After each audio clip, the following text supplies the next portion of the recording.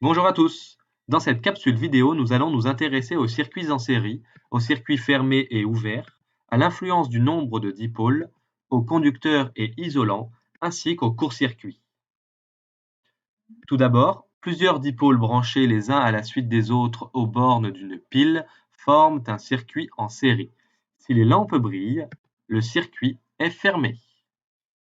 Il se forme alors une boucle de courant et il y a donc un courant électrique qui peut circuler dans le circuit. Si la lampe est dévissée ou si un fil est débranché, les lampes ne brillent pas et le circuit est dit ouvert. Il n'y a donc pas de courant électrique qui circule puisqu'il n'y a pas de boucle de courant. Les interrupteurs permettent de fermer ou d'ouvrir un circuit électrique. Si l'interrupteur est fermé, la lampe brille et le circuit est fermé. Si l'interrupteur est ouvert, la lampe ne brille pas et le circuit est ouvert.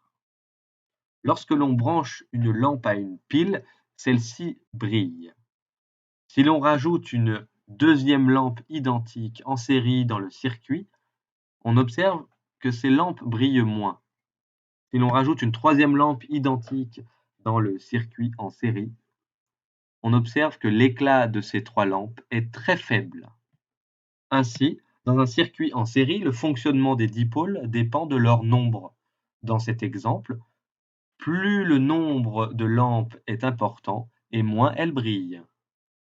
Lorsque l'on veut savoir si un matériau est conducteur ou isolant, il suffit de brancher une pile, une lampe, un interrupteur et le matériau en question. Si le matériau est de l'aluminium, on observe que la lampe brille et on peut en conclure que l'aluminium est conducteur de l'électricité, tout comme le fer ou le cuivre et comme tous les métaux en général. Lorsque le matériau utilisé est du plastique, on observe que la lampe ne brille pas et on en conclut que le plastique n'est pas conducteur de l'électricité. C'est donc un isolant, tout comme le verre ou le bois. Intéressons-nous maintenant au court-circuit. Lorsque l'on branche un troisième fil aux bornes d'une lampe, comme le montre le schéma, cela crée un court-circuit qui fait boucler le courant directement de la pile sur elle-même, sans passer par la lampe, car ce courant électrique passe dans le troisième fil. Au mieux, les dipôles cessent de fonctionner, au pire, ils se détériorent car il y a une augmentation du courant électrique et donc un échauffement des composants. Voici l'exemple d'un court-circuit.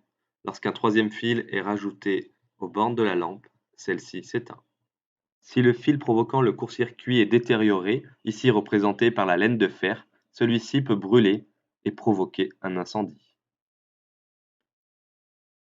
Ainsi, lors d'un court-circuit, il y a risque d'échauffement et d'incendie, mais il y a aussi risque d'électrisation et d'électrocution. L'électrisation, c'est le passage d'un courant électrique dans le corps humain. L'électrocution, c'est un choc électrique mortel. Pour protéger les êtres humains et protéger le matériel, et afin de déceler et d'éviter un court-circuit, il existe des fusibles ainsi que des disjoncteurs.